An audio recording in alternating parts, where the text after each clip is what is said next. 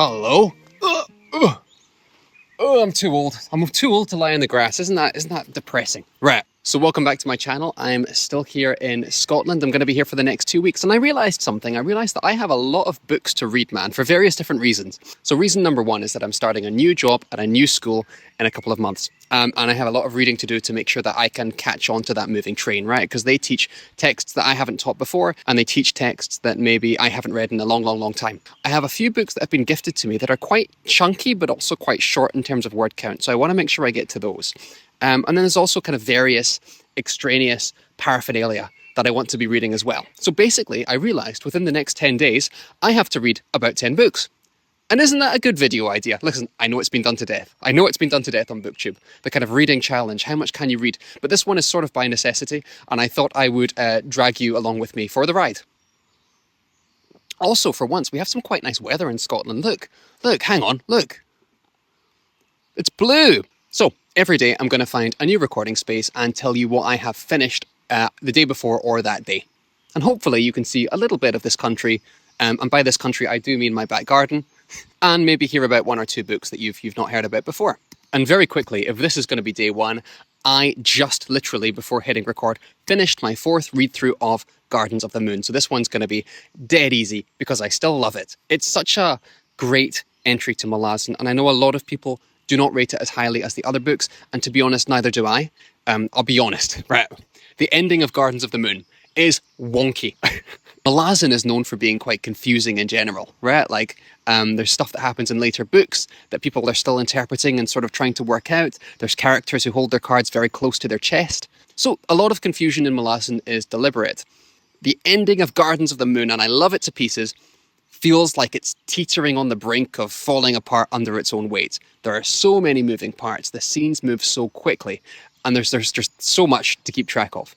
That being said, I admire so much, about what Malazan does in this first book. Because, Malazan has that reputation for being confusing, whether that's appropriate or not. But what Erikson does with this first book is he takes this big, wide open world and he smooshes it down into a city. He smooshes it down into this pretty small geographical location. So it doesn't feel as overwhelming as it otherwise could have. And I think that's something that was really cleverly done. And just at the end of Gardens of the Moon, without getting into spoilers, you begin to get intimations of what the wider world does look like. And of course, I'm doing Gardens of the Moon as part of a buddy read, but I think I'm way ahead of the other guys. So listen, if it's just me making my little mini essays from here until eternity and discussing Malazan, that's also fine by me. But I've just had such a wonderful time. The last time I read Malazan, I believe, was about 2019. So it's been so great just to dive back into this world. And I do have a big Google Doc of kind of haphazard notes. So there is some stuff I do want to talk about maybe this month or next month or at some point regarding Gardens of the Moon. Because, what a wonderful book.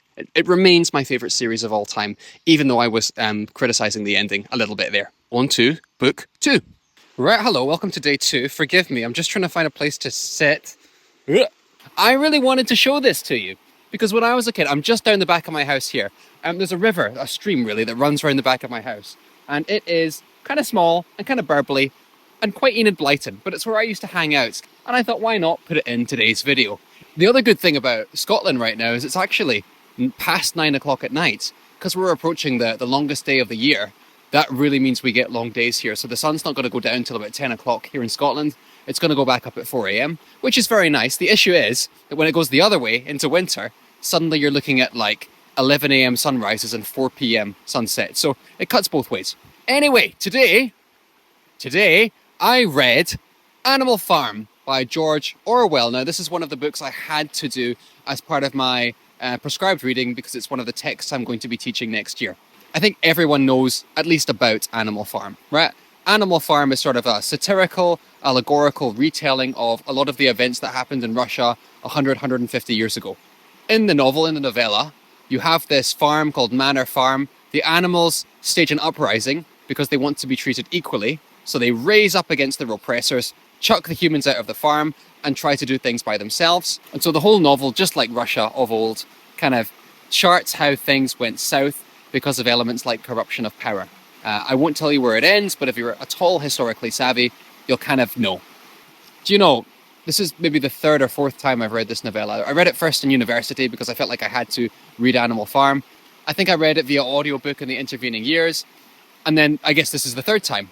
For me, The test of whether an allegorical novella, or even just any kind of short novella, is worth its price, is whether, after describing the premise, you should still read it. I talked about this with my micro review for A Short Stay in Hell. I feel like with that novella, really, once you've told someone the premise, that's it. You know what the novel's about. Is there a point in reading it? I don't know. It was kind of fun, but it's dubious. So for Animal Farm, same thing. I've just told you exactly what the novella's about. I've basically told you how it ends.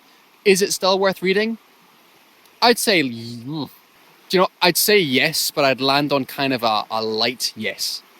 It's never going to be my favorite piece of classical fiction. It just isn't. But it does accomplish exactly what it's trying to do. I think Orwell's kind of spare journalistic prose, I mean, Orwell was a journalist, works very well here and kind of counters the absurdity of kind of animals running the show. And there's something so kind of marvelous and magical about taking this really kind of academic, difficult historical context of Russia 100, 150 years ago and putting it in somewhere like a farm. I think that's a really just genius idea. Do you know, I have a book on the Russian Revolution by China Mayville, and it's sat on my shelf for about 3 or 4 years. And I'm too nervous to get to it because I feel like it's too much for me. It's too academic for me. I'm not going to really enjoy it or get much out of it. While Animal Farm is not a historical text, it still clues you into that region of history in a way that a 1,000-page textbook taught at universities might not be able to do. And you know what? I've told you I've read this book 3 times. I don't think I really needed to do this third read-through. I mean, it's all right there in my brain from that first read-through. The key scenes and the key quotes have stuck with me for 10, 12 years. So I guess what I'm saying is you should read Animal Farm, but you shouldn't read it again. And with that, on to book 3. Bye, River. Right, I need to hurry up here so I don't distract the cows. Talk about Animal Farm. Right, welcome to day 3. This is a really interesting part of the kind of south side of Glasgow. Behind me, you've got something called a devil's planting. And my grandmother tells me, for what that's worth, my grandmother tells me these kind of trees are planted on a hill to sort of ward off the devil and evil spirits and things like that. Kind of over that way, you have quite a famous field, as fields go, because it's where Rudolf Hess, one of Hitler's kind of main henchmen, crash-landed his plane in an effort to escape Nazi Germany, and he says surrender, but we'll never really know. Anyway, he landed just over there. So, as fields go, not a bad bit of history. That cow is getting very close. We're going to make this one very fast. I read today The Giver by Lois Lowry. Now, this is a book that I have to read once again because I'm teaching it in a couple months. I really enjoyed it. Okay, I haven't read a thing about it online. I imagine a lot of people are going to call this something like The Kid's 1984, when really 1984 is The Kid's 1984 because that book is timeless. So The Giver is really interesting. It starts off, seems to be a utopian society. Everyone's sort of just kind of getting on together to produce the best possible community that they can have. However, our main character, through the role that he is assigned, everyone in this community is assigned a certain job when they get to a certain age. Our main character is assigned the role of receiver, and he receives the memories and the knowledge from the past generations, the people that came before this community was implemented. That is his role. So the whole novel is this character discovering what life was like before, contrasting that with how life is now, when everything is a bit grey and samey but safe. And the novel is essentially him working out which is better. And I'm sure you can work out how the novel lands there. I don't know, I enjoyed it. I thought it was good. I'm in 2 minds. I think it's an excellent book to teach. It's an excellent book to teach, but I'm not sure I'd recommend it for adults. And this actually opens up a really good discussion, doesn't it? Should the books that we teach in the classroom be things that we would enjoy as adults? Should it be things that we enjoy as kids?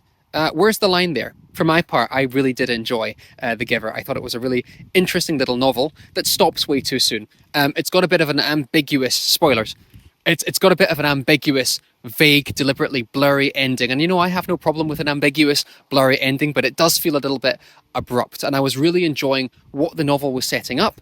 I kind of do feel like the novel was all set up before we got to any kind of significant climax. I know that this is a quartet. There are books 2, 3, and 4, but people read The Giver, right? I think very few people continue on in the series. And as a standalone work, while being powerful and being an excellent vehicle to get ideas and thematic concerns across to children, maybe it stops itself a little bit short, right? I need to get out of this field before either the devil comes or the cows come or Hitler's henchmen come. So I'll see you tomorrow. Bye. Welcome to the village of Eaglesham, which is basically as far out as you can go and still kind of maybe be on the periphery of Glasgow. It's right on the edge. That way you've got windmills and fields, and that's it. Do you know, I reckon the average age of someone living in Eaglesham is about 76, and that's after a particularly cold and nasty winter. But it's pretty. It's a pretty little village. I went to primary school here, actually. And my favourite Eaglesham fun fact is when the bloke who planned it 250 years ago, his name was Alexander. So you've got a road that sweeps up that way, you've got a road that sweeps up that way into a triangle shape, and then you've got like this little middle street that cuts down the middle. The madman just baked his own initials straight into the village, which is, I think, the best exercise in narcissism I can possibly think of. I don't hate it.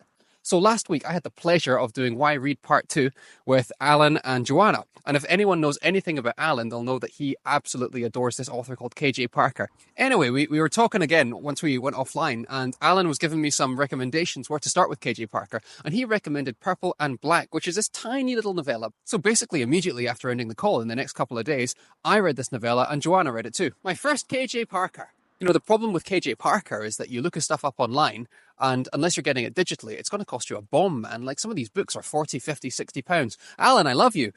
I don't love you that much. But I found that if you use your American Amazon, there is an ebook collection of novellas by KJ Parker, and Purple and Black's on there. So that's what I did. And I loved this novella. Right, what's it about? There is a king who is assigned one of his mates to be the governor of kind of a far-flung province of his territories. And in this area where this character has been assigned to be governor, there's a war going on. There's skirmishes, there's attacking. No one really knows what exactly is going on. And so a lot of the novel is about working out what's actually happening here. So it's told in this back-forth format where the emperor, the king, sends a letter to the governor sends one back-forth. I had such a good time with this novella. It was amazing. It's like Joe Abercrombie and Terry Pratchett had a baby. That's how I'd articulate Purple and Black. If this is what KJ Parker is like, if this is what his writing is capable of, I'm going to read so much KJ Parker. Also, it's a glorious sunset, isn't it? This is lovely. Oh, I'm kind of far away. I say that KJ Parker is like Joe Abercrombie and Terry Pratchett.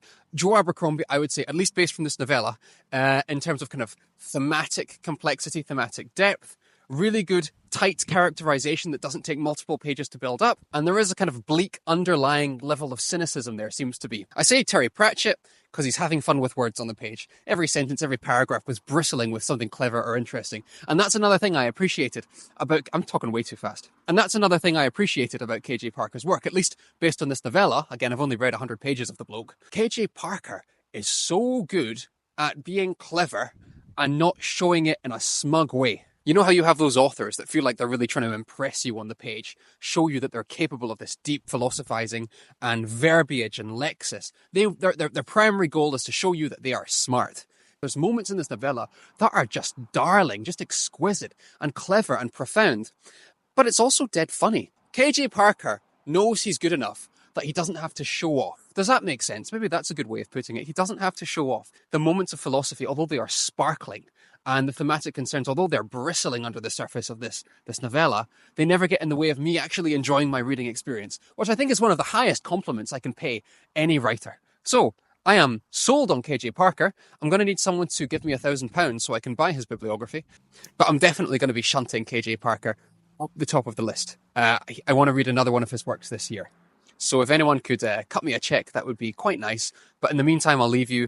I'll see you on day 5. Bye. Hello, welcome to Edinburgh. I'm here to collect my Japanese visa. I secured a 3-year visa, which is good. Whenever you try and renew your Japanese visa, you either get 1 year, 3 years, 5 years, and you never know which until they give you the document. And I got 3 years, so I'd call that a victory. Anyway, the only consulate in Scotland is in Edinburgh, so I had to get a train down this morning. Do you know, my parents used to live in Edinburgh, and then they moved to Glasgow shortly before I was born, and I don't want to say I resent them, but you can fill in the blanks there. Edinburgh is a marvellous, magical city, and I wish I'd given it more time growing up, because it is just beautiful to walk through. Anyway, I'm going to make this quick, because I'm sitting in the wet grass, and I don't trust the weather. Today I read Death's Shadow, which is book 7 in the Demonata series by Darren Shan, and here's the thing. I can't really tell you anything about this novel. Even just telling you which characters are in it fundamentally is a spoiler. I can't tell you what happens. I can't tell you what the stakes are. What can I tell you? Oh, I can tell you I met Darren Shan this week. Lovely bloke. He did a signing in Glasgow. I got my picture taken with him. Do you know, I was expecting a kind of, hello, nice to meet you, shake hands, goodbye. He was a lovely bloke, man. He spent 3 or 4 minutes with everyone, seemed genuinely interested, and it was a long line. It's good to see that although the Demonata series is about 20 years old and the Cirque du Freak series is even older, it's nice to see that he has such a huge following, both people my age and young kids still. I got a signed book. I was quite happy. Thanks, Darren. Which makes this next bit a little bit uncomfortable because Death's Shadow was definitely not my favourite book in the Demonata series. It was good. It was fine. For me, as I grow as a reader, that's a big seagull. For me, as I grow as a reader, I realise that I'm less and less interested in kind of big action set pieces unless they're done very well. This novel's quite short, and I would say about half of it is just pure action. There are interesting moments, there are interesting reveals, but a lot of it just feels like demon fighting, pow, pow, Marvel quips. Lots of jokes in this one that I don't think were really present in the same way previously. The content, the horrific content that I was deploring in earlier videos feels a bit diluted, and I kind of miss it. I'm sure it will come back. There's also a bit of an exposition issue in this book that I haven't really noticed previously. It's kind of that Wheel of Time thing where the narrator feels the need to repeat every single minutia of all the plot that's come before every 20 pages. So stuff like the magic is being re-explained for like the third time. The conflict is being explained for the third or fourth time. What's happened to previous characters are explained the third or fourth time. And listen, I know that when you're at book 7 in a series, it maybe is quite good sometimes to kind of clue readers in. Maybe they've missed something. So there is some kind of a need, I guess, to occasionally re-explain what's going on. But it feels a bit like Darren Shan doesn't trust us very much. And it doesn't really matter to me that it's a kid's book. It feels like it goes a little bit too far. I'm like, this book is 200 pages long. Get to the plot. Listen, it's still a good time. A bad Darren Shan book is still a bloody, macabre, mental adventure. But there are some really, really, really high quality books in the Demonata series. Beck is phenomenal. Ooh, Beck is phenomenal. Demon Apocalypse, I believe, is phenomenal, although I'll see if Anna agrees with that. This one for me is one of the lower half books. But hey, I'm excited to keep going. Anna and I will probably have that discussion on the second half of the Demonata series on her channel, I would say, by the end of July. So look out for that. Say goodbye to Edinburgh. I'll see you on day 6. Bye. Mate, I look shattered today. Hello. Oh. So today we're in the West End of Glasgow. I'm about to see a friend for dinner in about 60 minutes, and I thought I'd film this really quickly. Behind me is Kelvin Grove Art Gallery and Museum, and I don't know if you can see, no you can't. Over that way is Glasgow University, where I did my teacher training. Anyway, the reason I'm particularly dishevelled is I stayed up till 3 a.m. last night reading Mr. Miracle by Tom King on behalf of DC Comics. Shaye has been getting me to read this book since we became friends about 4 or 5 months ago. He says it's his favourite comic book of all time, potentially just his favourite book of all time. And I like Shaye, so I figured I'd take him up on it. Shaye, you're still to read R. Scott Baker, but we'll forgive you. So today this is going to be a very easy one because I'm just going to link to Shaye's video down below. It's a really good video that really touches on the themes and the synopsis and what makes this graphic novel comic book so great because, man, it is really good. It's really good. Shaye, you've got good taste. That's why I'm your friend. So let me see if I can have a go explaining what Mr. Miracle is about. I'm going to fail, and that's okay. It's okay to fail. Imagine you're the child of a god, okay? A heroic, beautiful, all-loving god. And then you're given to the devil as part of some kind of armistice treaty. That's where Mr. Miracle begins. Our protagonist, a guy called Scott Free, is given to DC's version of the devil, Darkseid. We catch up with Scott King as an adult, and that man is just laced with trauma and depression. Actually, the first page is him sprawled on the bathroom floor, having just attempted to take his own life. We know pretty much from the first issue, things aren't necessarily exactly as they seem. We're constantly aware that we are in Scott's brain as he's trying to work out what reality is and whether he wants to remain in that reality whatsoever. It's an incredibly dark, yet strangely uplifting graphic novel at the same time. The one thing I will say is obviously this story is part of DC, right? This big, webbed, interconnected universe or universes where some things are canon, some things are not canon, sometimes it's fuzzy. I was sometimes not aware if I was supposed to be aware of certain plot points, certain characters. That was something that made me slightly confused. And that threw me off a little bit. But I guess at the same time, every DC reader, every kind of large universe reader, whether it's Warhammer, Discworld, something like that, when you're entrenched, or when you start to entrench yourself in the middle of a broader tapestry of story, there is going to be that thing where you feel a bit lost at first. So maybe that's okay. I will put Shaye's stuff down below. And in the meantime, I'll see you on day 7, which is tomorrow, because this is day 6. Bye. Welcome back. This is day 7. I'm wearing my I Need to Do Laundry shirt. 2 days ago, I was in Edinburgh. Ooh. It's not great when a thin gust of wind is enough to blow you over, is it? So yeah, 2 days ago I was in Edinburgh. The day before I was in the nice posh west end of Glasgow. Today you're on a bench, which is why you fell over. It's also starting to rain, so let's bullet through this one. Right, last night Joanna recommended to me Foster by Claire Keegan. One of the wonderful things that I wasn't expecting about this challenge is that as I've been mentioning it to people, they've been giving me recommendations. So obviously I had that one from Shaye, I had that one from Alan. It's blowing my original plan to get through some of this stuff out of the water, but that's okay. So Foster by Claire Keegan is this lovely hour-and-a-half long short story novella set in 1980s Ireland. So it seems to be set in very rural, kind of out there Ireland, and it follows this young girl whose father is giving her up to be fostered temporarily because the parents have a new baby coming and they can't handle it. They don't have the means, they don't have the wherewithal. They need to take one of their children and send them somewhere else. And that's our protagonist. And without giving too much away, because like it's 88 pages, the novella begins with this little girl realizing all the ways that this could go wrong. Are they going to be incredibly harsh to her? Are they going to be lovely to her? Are they going to take her to Disneyland? She has no idea. The entire novella is her experience with these two people that take her in, that foster her.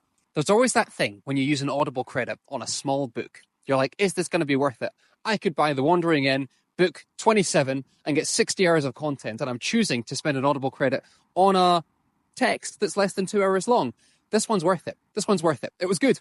What I will tell you is that the foster parents are ultimately nice and lovely to this young unnamed protagonist, but they're not nice and lovely in a way that's sweet or easy.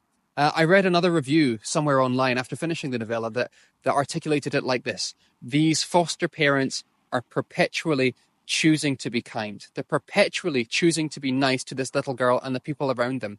In an area where some people are gossipy and there's trauma and there's heartache, these two people love being nice. So there's this lovely element to it, but at the same time, you know she's going to go home at some point. It's kind of heartbreaking. I hope I'm not giving too much away. I don't think I am.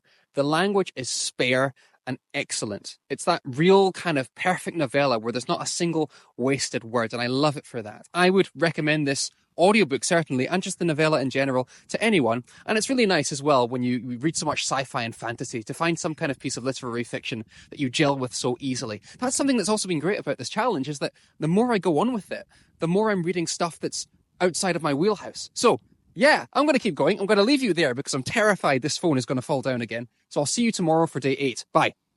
Welcome back. This is day 8. I'm here in my grandmother's house. It's raining outside and I didn't want to go out. This is a painting my sister did when she was 6 or 7, and my grandmother has kept it here for about 20 years. And you'll notice right next to it is not my art, but that's okay. We'll forgive her. We'll forgive her. Today I read the third and final book that I have to read before I start my new job in a couple of months. It's the final book I'm going to be teaching. It's called A Little Piece of Ground, and it's by Elizabeth Laird. There, can you see that? Kind of. Now, I left this one to the end, I'll be honest, for a few different reasons. Firstly, it was quite hard to get, compared to Animal Farm, but still, it took a few days to come in the post when everything else was next day delivery. There was no audiobook available, and I was maybe thinking about audiobooking it. And then third of all, it's set in Palestine.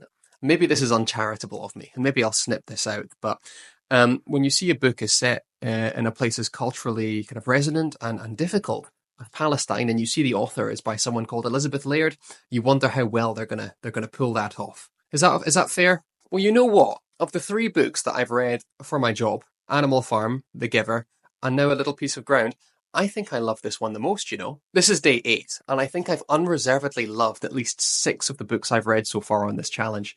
I don't know if that's because I've been getting very lucky, or maybe I just have an astounding lack of criticality. We already have the critical dragon on YouTube. I'll be the uncritical pixie. Let me address my concern before I started reading, first of all, because as I just said, my concern was I wonder how well someone who had not spent time in this region could pull off a book such as this one. And I'll tell you what the book's about in a minute. But let me tell you, before I get to that, I was wrong. It turns out that Elizabeth Laird, and this is just me not doing my homework, Elizabeth Laird has lived in, I think, Lebanon, and she spent time in the Palestine region. She spent time with friends, I believe, in both Gaza and the West Bank. So, although not being from the region, it does sound like she has a really good working knowledge of what's going on. Also, she worked with Palestinian people, translators, things like that, to make sure that her book was accurate. So Totally erroneous on my part. Elizabeth, I do apologise. Your book was really good. What is it about? The book follows a young boy called Kareem, about 12, 13 years old, and his family. They live in Ramallah in the West Bank. Kareem's life is hard. Not only is it hard in the sense that he has a big family in a small house, he has a brother who winds him up. He's also living in an area where there is constant curfew, there is constant threat of getting hurt or even killed by the forces, the Israeli tanks that come in and take pot shots at them. So you have this boy who is working out how to grow up, how to be a young man, how to just be, while also at the same time being subject to oppressive forces. I mean, that's really what it is. He's being subject, and his whole community is being subject to oppressive forces. This book is quite timeless in a sad way, isn't it? Just skewing to the personal for a second, I'm very conscious that having just left the Middle East a couple of weeks ago, with all the tensions and things like that, I've said the line, I think I've said it on a couple of live streams, I was very fortunate to leave when I could.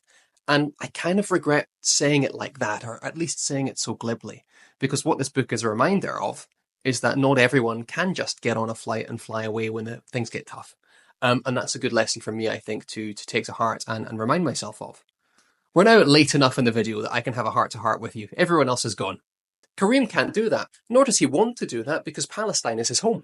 So what happens in this book, essentially, is Kareem befriends a boy called Hopper, and they discover a car lot, and the car lot is filled with rocks and rubble and broken down cars, and they decide to make this their place. And a lot of the novel is about them trying to reclaim a little piece of ground in this area of the planet where everything is focused on the land. I'm surprised. I'd never even heard of it before, if I'm honest. I don't know if that's because Elizabeth Laird, it says she's a prize-winning author. So again, maybe it's my erroneous mistake and I've just been doing Elizabeth dirty for the last 20 years.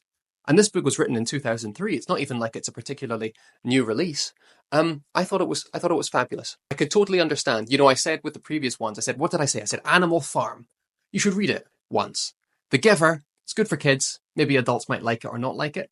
This third book, I would just unreservedly say it's worth your time. I read it in about 4 or 5 hours. It's 215 pages. I'm loving this challenge. I just wish I had a piece of art to go on this wall and that my grandmother would be proud of me. I'm not bitter. So I'll leave that thought with you. I'm going to get back to my grandmother. I'll see you tomorrow. Bye. Hello. I don't own a fireplace. My parents do. So I thought, why not do day 9 next to a fireplace? I can have a fireside chat with you. Now, it is June, but it's June in Scotland, so I think it's allowed. So what did I read today? I read Wolf Island, which is book 8 in the Demonata series by Darren Shan. Now, you'll remember a couple of days ago when I was in Edinburgh, I read Death's Shadow, which is book 7. So I'm just doing the next one in the sequence. I've got 2 more to go after this. So if you'll remember, when I did that micro Death's Shadow description review, I almost don't want to call it a review because it's so thin, but I did bring up 2 kind of issues with that novel. You had the Marvel style humor, those quips that feel unearned and kind of get in the way of the tension, and then this expositional problem where I feel like every 20 pages Darren Shan is reiterating what has already happened. Both of those were here, but they weren't here to as much of an extent as they were in Death's Shadow, which is good. And I would still say that books 1 to 5 of the Demonata so far are superior to books 6 through 10. However, I enjoyed myself here. There was a lot of action, but the action felt better and again more earned than Death's Shadow. It felt like we had these nice little breaks in this big sustained action sequence, which a lot of this novel is, in a way that you were allowed to pause and reflect, and it didn't just feel like action for action's sake. Didn't feel like we needed a set piece here, so here's your set piece. The whole thing kind of flowed organically until we reached this really excellent climax. There was a lot of good stuff to talk about in this novel. Can't talk about the plot. It's book 8 of 10. What I will tell you is that it almost read like a war story to me. I kind of wanted Fortunate Son, like playing in the background, like bow, bow, bow, bow. Again, without getting into spoilers, what kind of happens here is a couple of the side antagonists, a couple of the subplots that have existed in the Demonata universe are beginning to get wrapped up here. Shan is aware that he's got books 9 and 10, and then everything has to have a bow across it, so a couple of the side quests are getting finished. And it's done in this kind of warlike action story where the main character gets a bunch of mercenaries and people together to come take on one of these minor big bads. I thought it was very well done. In fact, while I'm on a positive spin, and this video is, as I've said previously, largely positive, which is not a bad thing, let me tell you 3 things that Shan is doing very well with the Demonata series that I'm really, really enjoying. The first one is character development. I can't even tell you who narrates this novel because it's a spoiler, but the narrator of this novel has clearly come such a long way since we first met them. Watching that evolution of character and not even realizing at the time how this evolution is happening. And then looking back, having finished this book and seeing that build up all the way down and seeing how my gripes and annoyances with this individual have come into fruition here was really rewarding. Number 2, I'm really enjoying the theme that the Demonata has of mentor and mentorship. Lots of the protagonists in the Demonata are young, and very often they have a couple of adults who are guiding them through the situation that is presented to them from novel to novel. But the mentors in this work are never one note. Well, there's one who's one note, but we're not going to talk about her. The rest of them are quite complex characters who could have been the protagonists in their own right. They're all flawed, broken, pretty much dying people, a lot of them, who are just trying to muster themselves together enough to help the young people in their care, and very often just care about the people in their care. It's a really interesting dynamic. You don't have a Dumbledore here. You don't have a Gandalf. You have people who are really messed up and trying their best to help these young people. I really enjoy that kind of inversion of that traditional mentor dynamic. And the last thing that I think Shan is excelling at is structure. In fact, I keep thinking about the Demonata in relation to Malazan Book of the Fallen, which is a very different story, but it has this similar thing where you have these different time periods, you have these different POVs, and they just begin to connect and interweave and come together in a way that you didn't quite anticipate at first and isn't always the way you expect it to be. It feels like Shan is doing so much structurally with these 10 books. You have a book set in the far past. You have 3 books which kind of form a trilogy, but they're all happening at the same time. You have this duology in books 5 and 6 just sort of baked into the middle. He is endlessly creative with the way that he is ordering and putting these works together. It's really admirable, especially from a young adult series. I'm not saying young adult series need to necessarily be simple, but I also feel like Shan is absolutely going the extra mile here in a way that I deeply appreciate. So yeah, we're coming towards the back 2 books of the Demonata, and I want to finish it before I know how strongly I would recommend it to people, especially adults. But at the same time, I can tell you right now that I am not regretting revisiting this young adult horror journey that I read first when I was very, very young. But ladies and gentlemen, we have one more day. We have one more book, and then the challenge is done. Tune in tomorrow. Bye. Okay, and for the final day, we're on a bridge, which is not a bad way to end things. Hang on, can you see the bridge? Let's get the full bridge experience. That's a bit better. Okay, day 10. So you'll remember day 8, I was standing in my grandmother's kitchen, and I might have seemed a bit rude to you because obviously I'm in my 89-year-old grandmother's house, and rather than spending time with her, I'm sitting talking to you. The reality is my grandmother had a couple of other friends around just by coincidence. I wanted to give them maybe 15 or 20 minutes to themselves, so I figured, I'd use the intervening time.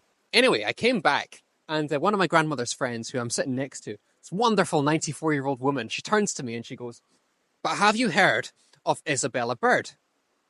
And the answer was no, and I imagine for you the answer is no as well. So let me tell you about Isabella Bird. Oh, this was such a good deep dive to go on. So Isabella Bird, born in 1830 in England, one of the most unknown but celebrated at the same time explorers. This 5'0" Victorian woman just took herself around the world, often by herself. So she went to the Colorado Rockies, spent a couple of years there, just riding a horse around. She went to Korea, she went to Japan, she went to Malaysia, she went to China. She often carried this massive camera stand around with her so she could take pictures. Just this absolute celebration of a human being. So as soon as I found out about Isabella Bird, I basically just scrapped my plans for day 10, downloaded Isabella Bird's complete bibliography, and read one of her books. I read Among the Tibetans, I think it was called, Among the Tibetans. So basically, it's this 77-page account of her travels around the Tibet region. So that's what I read for day 10. Again, wasn't expecting to, but it was a really pleasant surprise. I will say, from the jump, It's written by a Victorian in 1880 or something like that. Some of the descriptions of the locals and the cultures of the region, by today's metrics, leave a lot to be desired. Same with Mark Twain, but the difference between Isabella Bird and Mark Twain is, I believe, a word of what Isabella Bird is saying. So that's what I read for day 10. I enjoyed learning about Isabella's account of this region, everything she got up to. She was heavy metal. At one point, her horse falls over and dies in a river.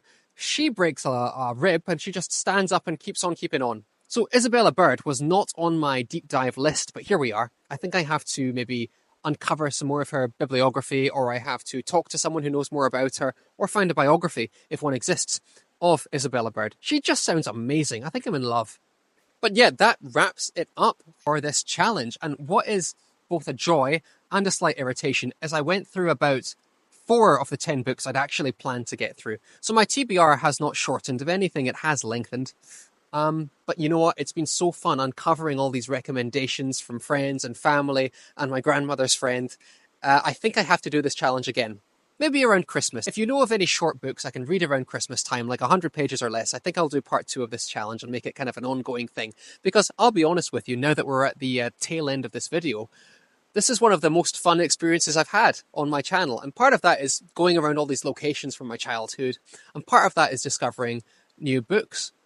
And part of it is that the weather hasn't been awful, mostly. Yeah, if you've gotten this far, thank you so much for watching. I will see you on the next one, whether that's still in Scotland or maybe in Tokyo. But thank you for being here, and thank you for being along for the ride as I approach the 6th month anniversary of my wee channel. Appreciate you immensely, and I'll leave it there. All the best. I'll see you on the next one. Bye.